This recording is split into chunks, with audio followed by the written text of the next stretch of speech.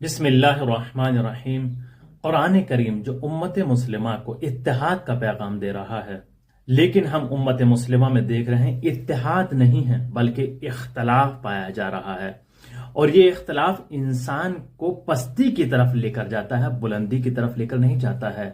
ہم صرف یہی دیکھتے ہیں کون ہے جو نماز ہاتھ کھول کر پڑھ رہا ہے اور کون ہے جو نماز ہاتھ باندھ کر پڑھ رہا ہے۔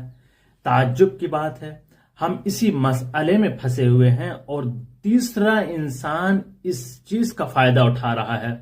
کہیں ایسا نہ ہو یہ ہاتھ کاٹ دیے جائیں اور ہم اسی مسئلے میں پھنسے رہ جائیں کہ کون ہاتھ باندھ کر پڑھتا ہے اور کون ہاتھ کھول کر پڑھتا ہے۔ ایسا نہ ہو کہ آپ کے ہاتھ کاٹ دیے جائیں اور آپ اسی مسئلے میں پھنسے رہ جائیں، چونکہ دشمن اس کا فائدہ اٹھا رہا ہے۔ آپ اسی مسئلے میں پھنسے رہیں گے، کون ہاتھ کھول کر پڑھ رہا ہے، کون ہاتھ باندھ کر پڑھ رہا ہے، لیکن آپ پڑھیں گے تبھی جب آپ کے ہاتھ سالم رہے۔ تیسرا انسان اس سے فائدہ اٹھا رہا ہے، لہٰذا متحد ہو کر ایک پلیٹ فارم پر آئیے، متحد ہو کر دین اسلام کی دعوت دیں، یہی ہمارا اسلام کہتا ہے۔